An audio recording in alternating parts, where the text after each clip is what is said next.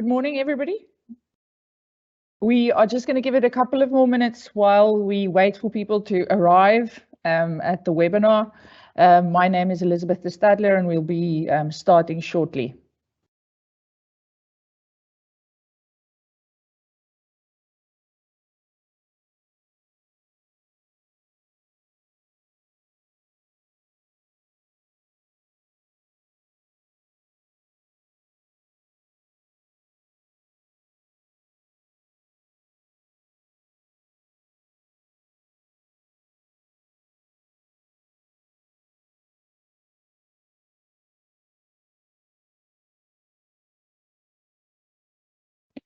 Right, while we wait for everybody to arrive at the webinar, maybe just a little bit of housekeeping. I welcome all questions, so please make use of the question and answers function. It's the little Q&A icon that you can see at the top of your screens to ask questions. I will be running through my presentation first, and we will try and answer all of your questions at the end of the presentation. Just to repeat that for people who are still arriving, please feel free to ask any questions of me in the Q&A function. I will be monitoring that, and we'll get your questions at the end of the presentation.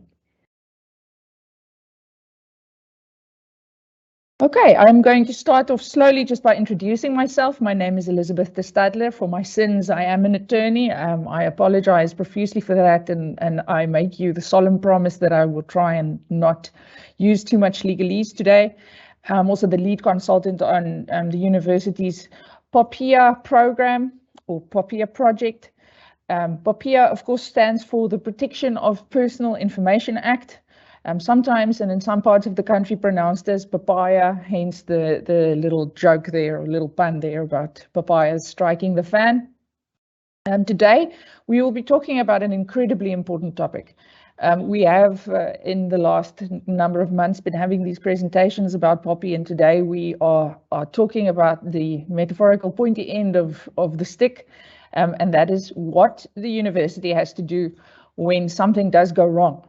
I think it's very important that we acknowledge the fact that sometimes, despite our best efforts, despite all of our policies and all of our training sessions, we will accidentally or sometimes on purpose mishandle personal information. And we are going to discuss today the very important topic of what that looks like. So what does an incident look like? And we have certain preconceived ideas about what that looks like, which inhibits our ability to identify incidents and what needs to happen when there is an incident.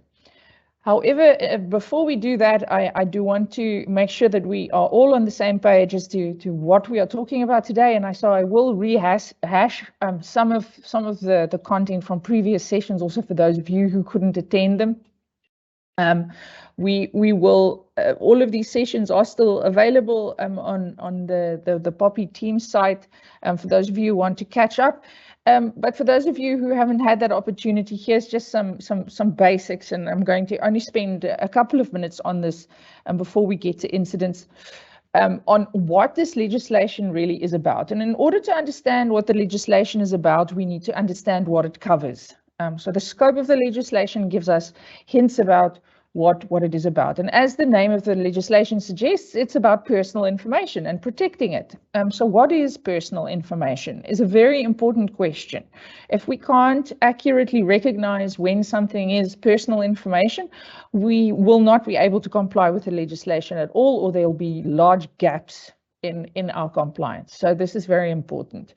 So personal information, in short, is any information that I can relate back to an identifiable individual or an organization. So in South Africa, also, if you're an organization, whether you're a public body or a private body, such as a company, your privacy as an institution is also protected by this legislation. Now, personal information, as I said, needs to be related back to an identifiable person or organization.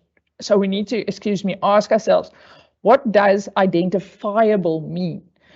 Sometimes if we are using information, we might be using information that is anonymous. So very typically we see this in the research context. We see this in the sort of analytics or statistical analysis context where, yes, we have personal information of hundreds, if not thousands of people, but it's not personal information for POPI purposes because those people are not identified. But the word that is used here is identifiable, because sometimes we might have taken away the person's name, we might even have taken away their ID number, but that information might still be identifiable because there is an email address connected to it with the person's name in it, or there is a telephone number, or a student number, or an employee number.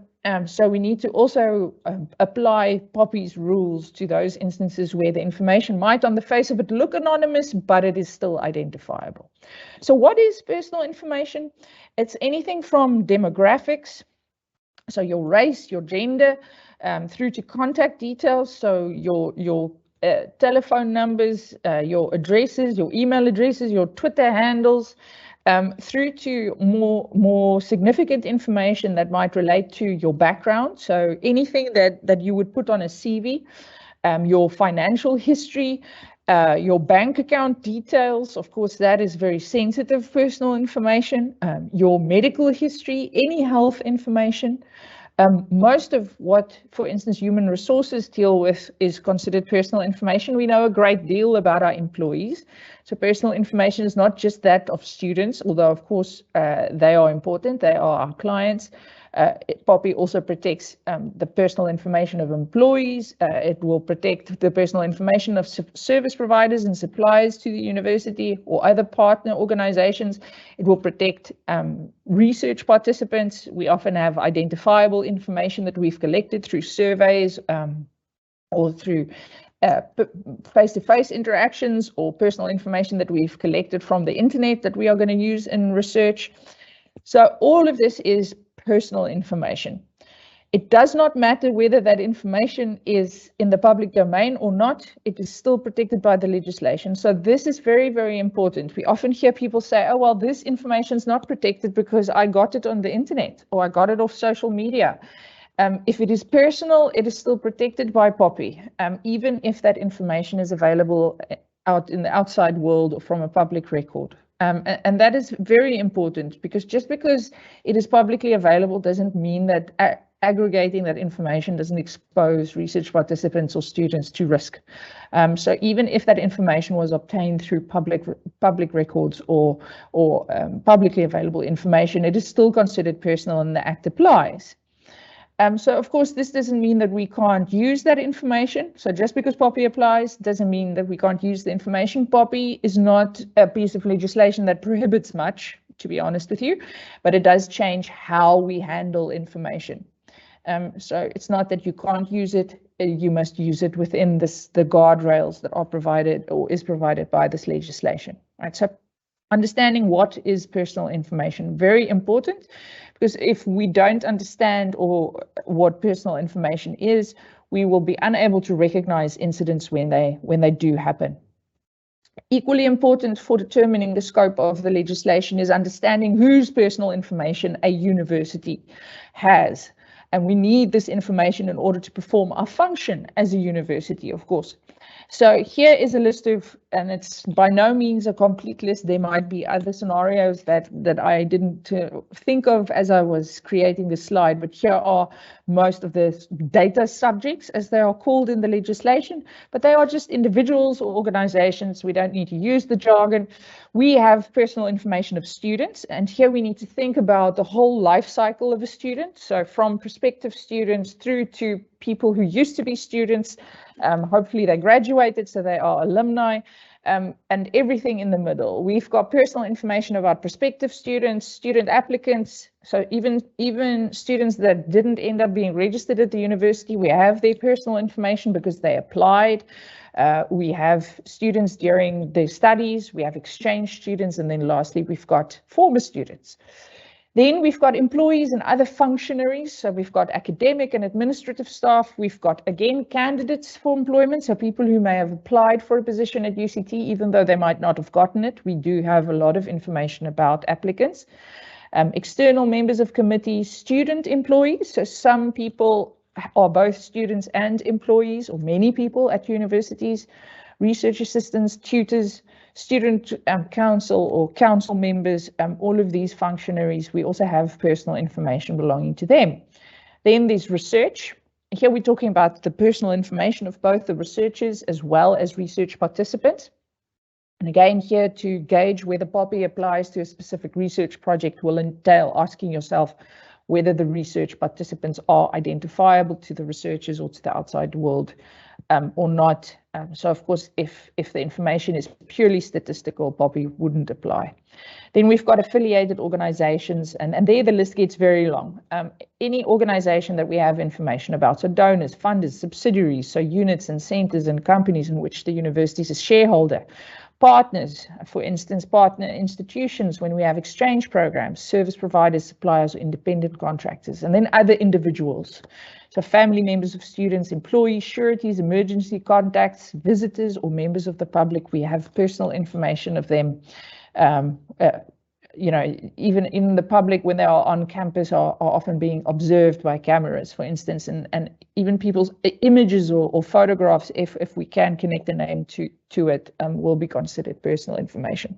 So as you can see there are very few people working at the university who does not, in some way, shape or form, every single day come into contact with personal information. And what that means is you could potentially be a witness to an incident, right? So this means that when we are talking about when things go wrong, we require everybody affiliated to the university to be vigilant. And that is what we're talking about today. So if I were to use that old slogan that got created after 9/11 in America, if you see something, say something. That is the message of today. It's a very short message, but in order to recognize incidents when you see them, of course, we have to have a broader conversation, right? But the principle is, if you see something, you need to say something. And why I'm going to emphasize that is going to become clear in a moment. Of course, what we're also talking about here is not just legislation. We've taken the Protection of Personal Information Act and we've translated it into various policy documents. And some of these policies are new and some of them are quite old. So there are three policies that are important. The data privacy policy, which is the new one that was created by the program. There's an information security policy that was approved many years ago already, but which we have slightly updated in order to cater for POPIA. And then lastly, records management. And these are the three areas that POPIA impacts. So if you are handling personal information, you need to comply with the data privacy policy, which tells you what personal information you are allowed to have and how what you are allowed to use it for. So that's what privacy is about, is what information are we allowed to have as an institution, what are we allowed to do with it, and then there are all kinds of principles that we need to follow. For instance, one of them is transparency. So we can use personal information, but we need to make sure that our data subjects, our students, our employees, our affiliated organizations, they know, and research participants, that they know what information we have and what we are using it for. That is an important part of privacy, is transparency. Then there's the security of the information, which is what we're focusing on today to a degree, is to ask ourselves, okay, what happens when our security lapses? We don't want it to lapse, and the information security policy is about being proactive about information security and ensuring that we keep the information secure. And I will talk a little bit about that in a moment. But today we are talking principally about what to do when our security has lapsed. And that happens. Since I've been working with UCT, there have been incidents. In fact, we are very sure that there are many more incidents that we are not aware of. And that is very normal for organizations, and we'll chat about that. And then lastly, when you work with personal information, you need to be thinking, once I'm done, so let's say the student that has been studying now becomes an alumni. What personal information do I need to retain as a record of my relationship with this data subject? And that's what records management is about, is what do we keep once we are finished?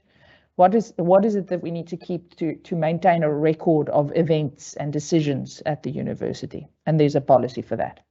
But today we're focusing on information security. And I'm not going to belabor this particular point for too long, because we're not here today to talk about proactive information security. We're here to talk about incidents. But it is important to understand what information security is about, because a lot of people have a very sort of reductive view of what information security is about. It's fueled by and large by the media and movies. We have this image in our heads of, and they're always wearing a hoodie, and they're sitting hacking away at a keyboard, hacking the CIA mainframe. That's the old movie trope that we are all used to. And so we think about information security almost exclusively in terms of unauthorized access. In other words, some nefarious person from the outside has hacked their way into our system and they've now stolen our information. And yes, we are concerned with data breaches, of course we are. But that's not all that information security is about. It's not just about keeping information away from prying eyes, although confidentiality is incredibly important. It's also about protecting the integrity of the information. So I work with many universities, and there's one breach that or type of incident that we see every year. Every year at some university, a student, often a student who studies computer sciences, will try to get access to the marks of a particular class or the results of a particular exam. Of course, they're not gaining access to that information in order to know what score they got or what marks they got for this exam. They are doing it because they want to change the mark that they got. They want to change a fail to a pass. So that is about integrity of information. What are the things that we have in place to make sure that no one can tamper with the personal information? And this happens often. Sometimes it's tampering, sometimes it's just poor information quality. But poor information quality can also lead to data breaches or to incidents. I'll tell you an example from my own life. A couple of months ago, it happened a couple of months in a row, I got letters of demand from a certain South African laboratory saying I owe them money for certain medical tests, and I was not aware of having undergone any medical tests. So of course I wrote to them and said, look, I'm not aware of any tests. Can you please give me more information so I can figure out what's going on here? And they said, sure we will. And they sent me the test results, except that it turned out that it isn't my test results. For some reason, my contact details have gotten associated with someone else's profile, except now I knew that this 67-year-old lady who lives in Goodwood suffers from a heart condition. Right now, this was accidental, but that is also an incident because I now have gotten my hands on someone else's health information, and that's quite serious. So obviously, being who I am, the POPIA specialist that I am, I wrote to the information officer of the laboratory to say, look, there has now been a breach or an incident. Will you please make sure that these records get untangled?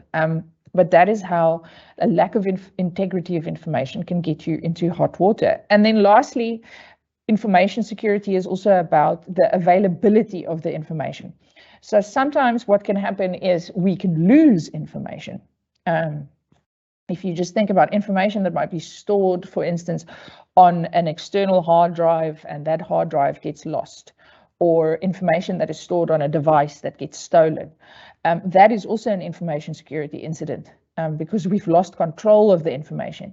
There doesn't even need to be evidence that anybody has done something bad with that information that we left lying around.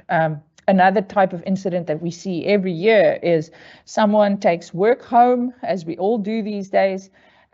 Let's say there was a box of files in the boot of the car and the car gets broken into and they steal devices or they steal that box of files. Even though, again, we have no evidence yet that anybody's doing anything untowards or any fraud with that information, that is a loss of control over personal information and is considered an incident, right? So that's why it's important that we understand what information security is comprised of, and that's where the CIA triad comes from. CIA standing for confidentiality, integrity, and availability. So I'm going to revisit everything that is considered an incident in a moment, but just sit with that for a second, that CIA triad that should be burnt into your memories. So now I'm going to show this slide to you for the first time. This is an incredibly important email address.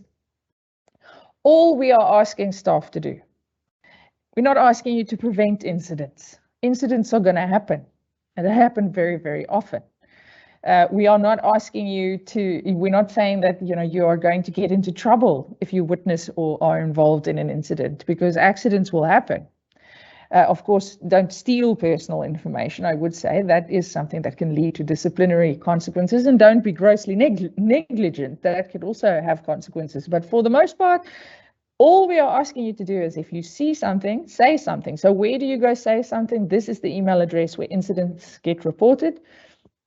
The CSIRT is a committee of people who will deal with that security incident. And dealing with it means, firstly, identifying what happened, so that we may limit the fallout. So if we can mitigate some of the harm, by locking down information or by securing it, then we will do that. And then making sure that these things don't happen again will be part of those activities. So and then what we're going to talk about a bit later is, of course, now there's a new consequence, because ever since POPIA came into effect last year, if we have an incident where we suspect that there's unauthorized access to personal information, we also have to notify the information regulator.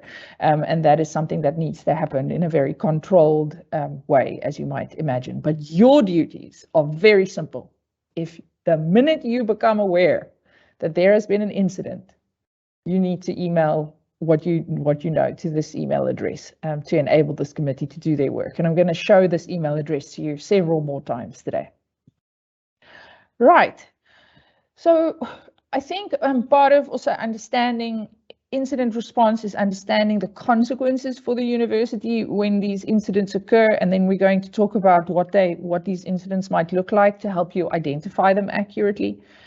So sometimes, again, people have a very limited view of what the consequences are of a data breach or a security incident.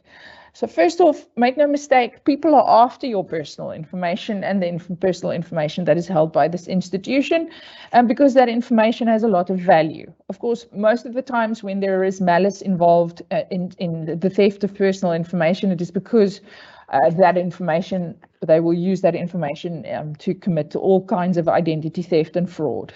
Right, so that is the first thing, and make no mistake, identity thieves and fraudsters are not targeting banks. We all think they're just targeting banks or data brokers like credit bureaus. They're not. The rate of incidents at tertiary education institutions is very, very high, and I'll show you some of those statistics at the moment, because we hold a massive amount of personal information about students, about staff, about research participants, and that information has enormous value to bad actors. So make no mistake, universities are a target. So let's just look at some of those statistics and the consequences of these data breaches, right? So first off, it's really important that we override that innate ability of humans to be over-optimistic. There are many cognitive scientists that study this. We all suffer from over-optimism. It's how we get out of bed in the morning and how we got to get into our very dangerous cars, is we think bad things happen to other people. Otherwise, we won't be able to function in society if we were panicking at all times about everything. But it does lead to complacency. And one of the very important things to understand is that really there are two types of organizations when we're talking about information security in the world. And that is organizations that have been the target of or have suffered an incident and are aware of it, and those that have suffered an incident and are unaware of it. Statistically, it is overwhelmingly likely that that there are multiple incidents taking place at this very moment at the university. And again, we have had many incidents in the couple of years that I've been working with this institution, and most institutions of the size of UCT can expect to suffer hundreds of incidents a year. It's just a matter of whether we are aware of it or not. And of course, we are especially scared of the unknown unknowns. The known knowns we can deal with, but it's those unknown unknowns we want to know about them, and that's why we're having today's session. It's, as I said earlier, there are people that collect statistics and do research on data breaches or incidents. I use those two terms interchangeably, as you might have noticed already.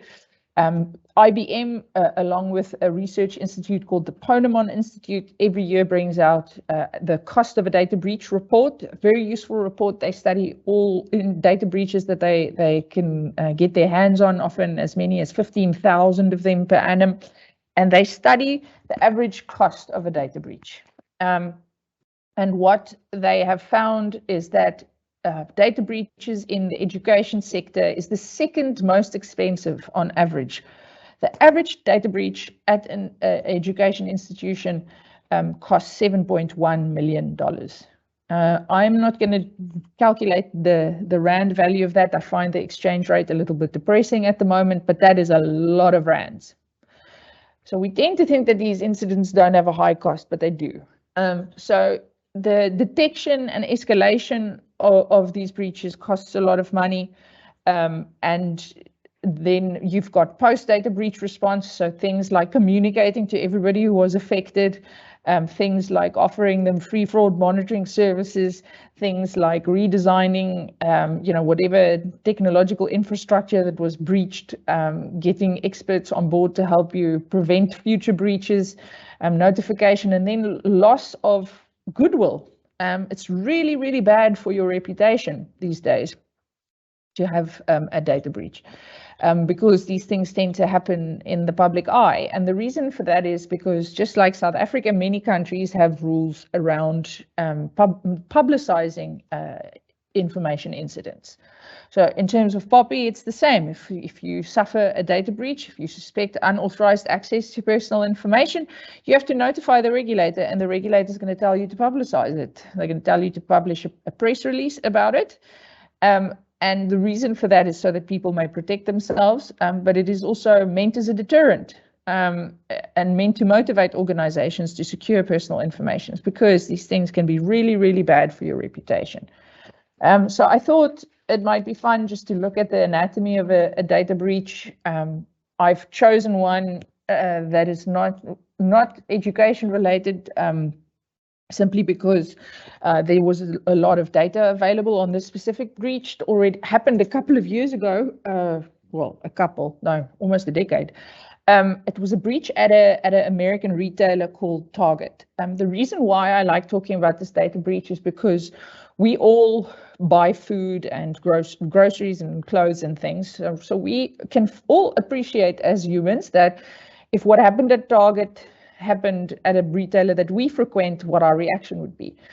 So what happened there was a compromise of their point of sale system, so the little machines that you use to swipe your credit card, and a whole lot of credit card records got dumped online on the dark web, and of course a lot of identity theft and fraud ensued. Right. So now, if you imagine this happening at a Checkers or a Woolworths or a Pick n Pay, you would also appreciate the fact that at least for a couple of weeks, you are going to be very hesitant to swipe your card at this institution, right? Because you don't trust them anymore. And that starts giving us a sense of what the fallout of these types of breaches might be. So in this particular case, Chief Information Officer and the Chief Executive Officer both resigned as a result of this specific breach, because there were some real lapses in governance, and that costs organizations money. Replacing anybody with chief in their name tends to be difficult and costly. They were sued, which is possible under South African law. They eventually had to settle about $160 million in class action settlements. So even if people only individually suffer a couple of thousands of rands harm, you multiply that by thousands, because these breaches tend to involve more than one person's personal information, and all of a sudden the costs are racking up. Then there were other costs like legal fees. They got fined, which is possible in terms of POPIA as well. There's a 10 million rand fine, and the cost of notification and credit monitoring for millions of customers, and that ran into a couple of 100 million. Their sales fell. It recovered, but that loss of trust led to an increase in net income of 34%. And that was in the first year post the breach. And it's important to note that their insurance only covered 90 million rand. And that is also normal. So we tend to think, oh, we've got we've got insurance for this kind of thing. Yes, we do, but the insurance rarely, if ever, covers more than a third of the cost. That's a lot of money, right? What decreases this total? One thing that decreases this total is the speed with which the incident is handled. This incident was very expensive because there was a 6-week delay in notification. Someone in their IT department learned about the breach, but for 6 weeks sat on that information because they were concerned for the fallout to their career. Right, so this is very important, what I'm about to say. Very often, no one gets into trouble for an incident happening. It is often accidental. There's often not much negligence going on. There's often no malice. But what you can get into trouble for is if you are aware of unauthorized access to personal information and you do not report it. That is problematic behavior and could lead to disciplinary action. And the reason why I want to emphasize this is if this breach was reported on the day that it happened, it would have cost a fraction of the $300 million that it ended up costing Target, because they would have been able to respond to the breach and immediately notify the customers that were eventually the targets of fraud, and those customers would have been able to protect themselves. Right, so that was the basis for that class action. It was the cause of a lot of that cost, was the fact that there was a long delay between Target's employees becoming aware of the breach and it being reported to the right people. Right, so reporting immediately is incredibly important. So what you would have noticed is the sheer diversity of the risk. So in terms of POPIA, yes, we might get fined. In extreme circumstances, our information officer and our deputy information officers might even be faced with a jail sentence. I don't know that anybody wants the vice chancellor or the registrar or, any of our information officers who are all deputy information officers, who are all very senior people, our COO or the DVC research. We don't want them to go to jail. This is not a likely consequence, which is why that the fine and jail sentence there is quite small. More often than not, the regulator will simply tell you what to fix. And if you don't fix it, then there might be jail sentences and fines passed down. But the biggest dots there are strategic risks, reputational risk, operational risk, business continuity risk, and all of these things cost money. And so that financial risk and the reputational risk is what we really lose sleep over. Again, you can decrease those costs significantly, through reporting incidents early and quickly.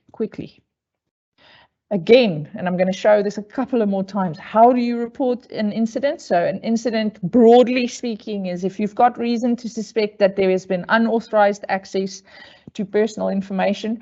Today, obviously, I'm talking a lot about personal information and POPI, but this might be equally important for other types of information, right? There might be information that is sensitive because it is confidential, so minutes of important meetings, for instance, we know when those leak, it can cause a lot of harm to the university, or very valuable intellectual property that got compromised. That should also be reported. It just so happens that I'm appointed to help you look after personal information, but other valuable information might also be compromised, and you can also report that to this email address. Right, so what could go wrong? Let's pause for a second and think about what type of incidents there might be, and that will help us to know when to report incidents. So first off, and the most common one, it accounts for the vast majority of incidents, is the result of employee error. And the most common one is you needed to send an Excel spreadsheet containing personal information of staff or students or whoever, You needed to email it to someone and you accidentally sent it to the wrong email address. There will not be, I think, a person on this call today that has not accidentally sent an email to the wrong recipient. It might also just be that you accidentally left information lying around, or you accidentally threw away an external hard drive. But all of that it counts as a reportable incident, and you should notify the CSIRT that it has happened. It happens to everybody. It is normally an accident. So employee error. Then cyber attacks, obviously if you get hacked or you have reason to believe that any of your devices has gotten compromised, or if you've got reason to believe that someone got into your email, for instance, that is also fairly common. And a lot of the times it's not the result of hacking, it's the result of social engineering. So the biggest example of social engineering is where you got an email. Usually I'd be pretending to be someone else. Maybe let me tell you about a compromise that happened at my organization a couple of years ago. One of my staff members got an email from one of our clients saying that they have paid our invoice. And if we want to download the proof of payment, we must click on this link. And she clicked on it, even though one of her responsibilities is to help me design training about incidents and phishing. What had happened was someone had spoofed the account of one of our clients, and because they had compromised her email, were able to send an email in this person's name saying, here's an invoice, and they bargained on the fact that we would be happy that we got paid, which puts you in a so-called hot state. A hot state is where you are either very excited or you are very worried, very scared. And what that does is it triggers your fight or flight impulses, which means that blood flows away from your brain to your extremities in order to prepare for the fight or the running away. And researchers at Harvard have demonstrated that most people lose as many as 20 IQ points when they are in a hot state, which is why often phishing attacks either tries to make you excited, like click here to learn more about the £500,000 inheritance that you just got, or I have accessed your email and I know that you have been visiting a porn site, and unless you pay me Bitcoin, I will put a video that I made of you. I don't need to complete that thought. Puts you in a hot state, makes you more likely to click on the link. That then delivers malware into your computer, and you've been compromised, right? So that is a very, very common. What happened in my organization's case is the minute she clicked on the link, there was a pop-up for her to log into our system. And at that very second, because she had phishing training, she realized she shouldn't have clicked on the link. She immediately sent notification of the incident to our tech team, who could quickly change everybody's passwords and monitor whether there's been any irregular access to our systems. She reported it within 3 minutes, nothing bad happened. Right? If she hadn't reported it and they got in, they probably would have lurked dormant in our system until such a time as they could change everybody's passwords and lock us out of our system, which would have been very detrimental and might have caused the end of my organization, right? So immediately report suspicious emails or phishing attacks.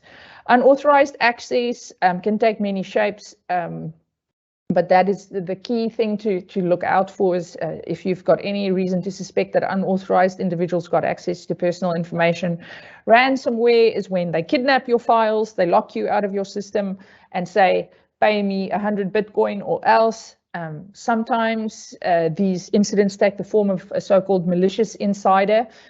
As the economy gets worse, fraud by employees on the employer rises, and this fraud these days often take the shape of misappropriated personal information. The record of, for instance, a student, a comprehensive record can fetch as much as R1,000 per record on the dark web. So it is a very tempting thing to do. And again, researchers have shown that 80% of people, given the right set of circumstances, will steal from their employer or defraud their employer if it meant putting food on the table for your children. So if you have reason to suspect that a colleague is up to something or exfiltrating and selling personal information. This is definitely something that you should report.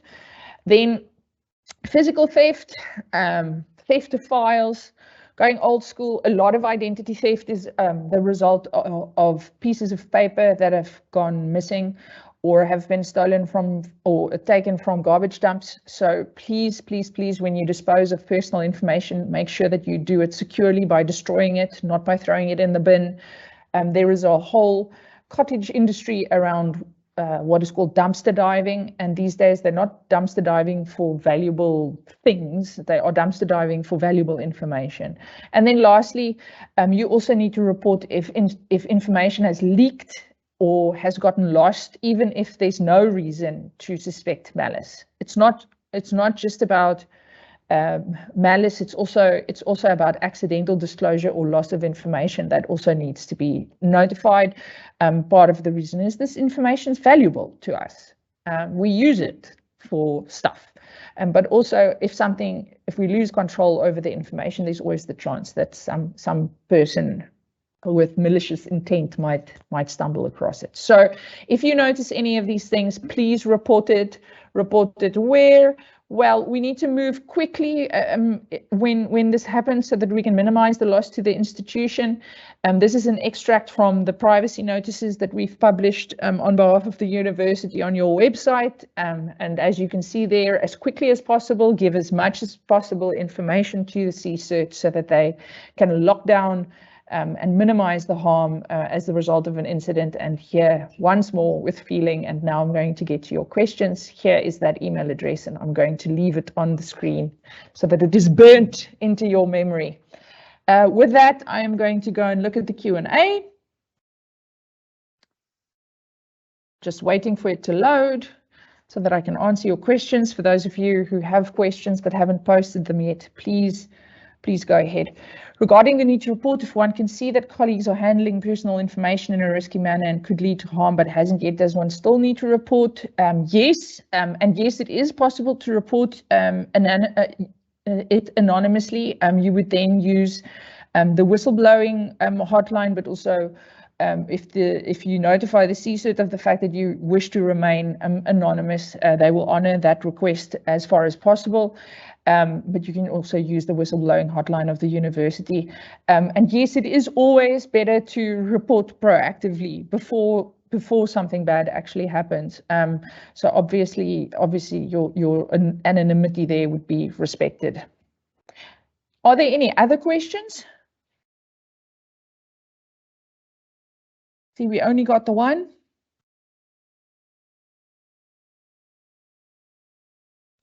I'm going to give it a couple of more seconds. While I wait, I want to thank everybody for attending today's session. As always, there is another important email address, that is POPIA, POPIA @uct.ac.za. I want to make an open invitation to anybody who feels that their teams or their area needs a little bit more training. We are here and available to assist, and we are always happy to come and have conversations. If you are concerned or worried about anything that is happening in your area and you want to know whether you are handling personal information in a POPI compliant way, please reach out to us at POPIA@uct.ac.za. We are always happy to evaluate how you are doing things and to give you advice on how to do it in a more secure, more compliant way. Please feel free to reach out. We might even have a little bit of fun in the process. I do try and keep things enjoyable. It doesn't have to be a scary or labor-intensive process.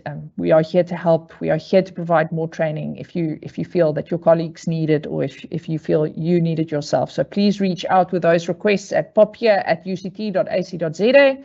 If you notice anything that you are worried about that might be an incident or might become an incident, please report quickly and comprehensively to the email address that is currently on your screens. I don't see any further questions. And with that, I'm going to then close off the session and give everybody 15 minutes of their lives back. And thank you very much for attending.